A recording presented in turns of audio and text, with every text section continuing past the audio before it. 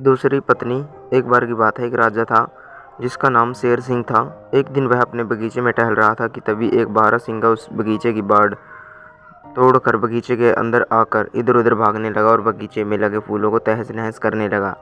यह देखकर राजा को गुस्सा आ गया और उसने अपने नौकरों को बुलाकर उसे पकड़ने के लिए कहा।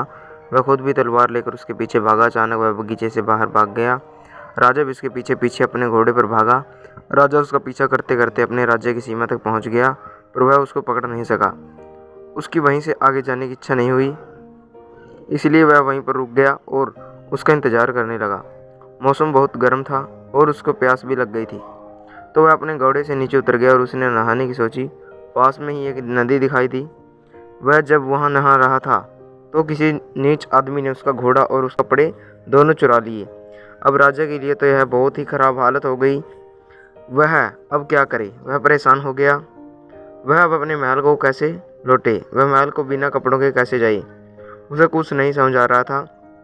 उसने सोचा, मैं ऐसे नहीं जा सकता, वरना बहुत दिनों तक सारे लोग मेरी हंसी उड़ाते रहेंगे। इसीलिए उसने पड़ोसी देश में घूमने का विचार किया, ताकि वहाँ उसका कोई मजाक न उड़ाए, क्योंकि वहाँ उसे कोई व्यक्ति नहीं जानता था। वह उस पड़ोसी देश में घूमता रहा। घूमते घूमते उसके मोती की कीमती माला मिल गई। वह बोला, भगवान का लाख लाख धन्यवाद है कि यह माला मुझे मिल गई। इसको बेचकर मैं अपने लिए घोड़ा और कपड़े खरीद सकता हूँ। चलो चलकर इसको बाजार में बेचने की कोशिश करता हूँ, शायद कुछ पैसे मिल जाएं। चलते चलते वह उस देश के राजा के शहर पहुँच गया। वहाँ वह एक सुनार के पास पहुँचा और उससे पूछा, क्या तुम मुझसे एक मोती की माला खरीदोगे? मेरे पास एक कीमती माला है बेचने के लिए। मैं एक नदी पार कर रहा था, मुझे यह वहाँ मिल गई थी। देखकर बताएं आप कितने रुपए दे सकते हैं इसके? सुनार बोला, देखूं। तो राजा ने मोती की माला उसको दिखाई तो वह चिल्ला कर बोला, अरे चोर, इसको तुमने कहाँ से चुराया? मैंने ऐसी 2 मालाएं राजा के लिए बनाई थी, उनमें से एक का पता नहीं चला कि वह कहाँ गई। वो चोर, तुम जरा राजा के पास चलो। तो आज तो तुम गए। ऐसा कहते हुए उसने उसको राजा के पास चलने के लिए कहा। दोनों राजा के पास पहुंचे। राजा ने सुनार की शिकायत सुनी और हुक्म दिया कि राजा के दोनों पैर काट दिए जाएं। उस राजा की रानी उतनी ही दयालु थी जितना कि राजा बेरहम और अन्यायी था। जब उसने यह सुना तो उसने उससे कहा, आप इतना बेरहम हुक्म कैसे दे सकते हैं, जबकि इस मामले की कोई गवाही नहीं है? और ये सुनार लोग तो होते ही बदमाश हैं। आप तो जानते ही हैं कि पैसे के लिए वो कितना झूठ बोलते हैं और कितना धोखा देते हैं। सच कहिए तो मैं इस आदमी के लिए कहे पर भी उतना ही विश्वास करती हूँ जितना कि सुनार के कहने पर। राजा ने उसे डांट लगाई, जबान संभाल कर बात करो, तुम्हें क्या हक है राजकाज के मामलों में दखल देने का? चुप रहो तुम। रानी बोली, मैं चुप नहीं रहूंगी। कुछ दिनों से मैं आपको दरबार में खराब व्यवहार करते देख रही हूँ। आपके सलाहकार सब आपसे नाखुश हैं और आपकी जनता आपसे विद्रोह करने के लिए तैयार है। अगर आप इसी रास्ते पर चलते रहे तो आपका सारा राज्य बर्बाद हो जाएगा। जब प्रजा ही खुश नहीं है तो उस राजा किस काम का है? राजा रानी की बात सुनकर बहुत गुस्सा हुआ और उससे कमरे के बाहर जाने के लिए कहा। अगली सुबह उसने रानी को उस आदमी के साथ राज्य के बाहर जाने का हुक्म दे दिया जिसके पैर काट डाले गए हों। रानी ने उसकी उस बात पर कोई ध्यान नहीं दिया। उसका वह ऐसे राजा से पीछा छूट जाने से बहुत खुश थी। वह बिना पैरों वाले आदमी के पास गई और उसको राजा का हुक्म बताया। फिर उसने उसको एक लंबी सी टोकरी में बिठाया, अपनी कमर पर लादा और एक ऐसी जगह चल दी जहाँ शहर नहीं था। कि यह वही राजा था जिसके पैर कटने का हुक्म राजा ने दिया था। वहाँ उसने उसकी एक पत्नी की तरह सेवा की जब तक कि उसके घाव भरे। जल्दी ही उसको बहुत अच्छा लगने लगा। उसने भी उसके प्यार का बदला प्यार से दिया तो वह उसकी सचमुच में ही पत्नी बन गई। कुछ दिनों बाद उसने एक छोटे से बेटे को जन्म दिया। अपना घर चलाने के लिए वह जंगल से लकड़ी काटती और जाकर उनको शहर में बेच आती। इस तरह घर का खर्चा चल रहा था। एक दिन जब वह शहर गई हुई थी तो उसका पति सो गया और उसका बच्चा, जिसको वह उसकी देखभाल में छोड़ गई थी, घुटनों चलते चलते पास के कुएं के किनारे पर पहुंच गया और कुएं में गिर गया। जब राजा की आंख खुली तो बच्चे को वहां न पाकर वह बहुत दुखी हुआ।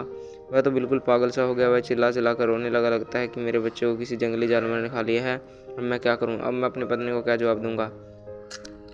उसे रोते रोते शाम हो गई। शाम को जब उसकी पत्नी घर से लौटी तो यह जानकर वह बहुत दुखी हुई कि उनका बच्चा वहाँ नहीं था।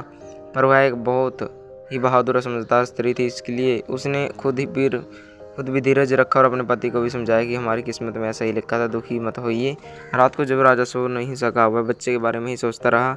यह उसके लिए अच्छा ही हुआ कि वह सो नहीं पाया, क्योंकि रात के तीसरे पहर में 2 चिड़े उनको खुले दरवाजे के पास वाले पेड़ पर आकर बैठ गए और ये बातें करने लगे। एक चिड़ा अपने दोस्त से बोला, देखो यह दुनिया कितनी मुश्किल है, जरा देखो तो इस आदमी के साथ क्या हुआ।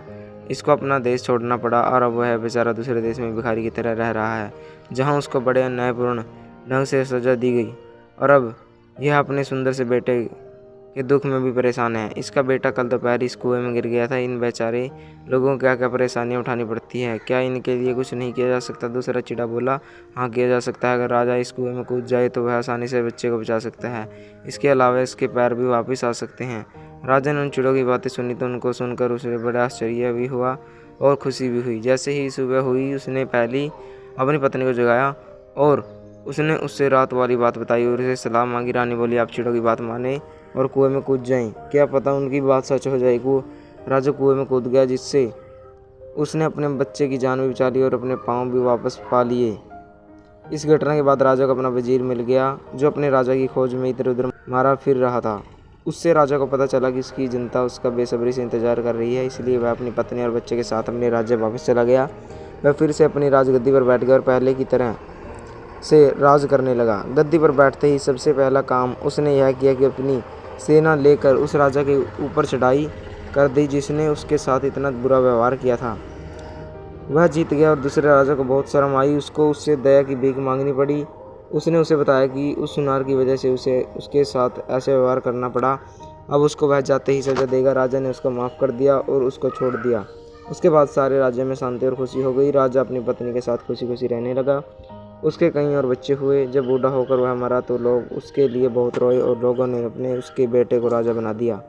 तो दोस्तों, कैसी लगी आपको कहानी कमेंट करके ज़रूर बताएं। अगर आप हमारे चैनल पर नए हैं तो चैनल को सब्सक्राइब करें, वीडियो को लाइक करें, शेयर करें, कमेंट करें। धन्यवाद दोस्तों।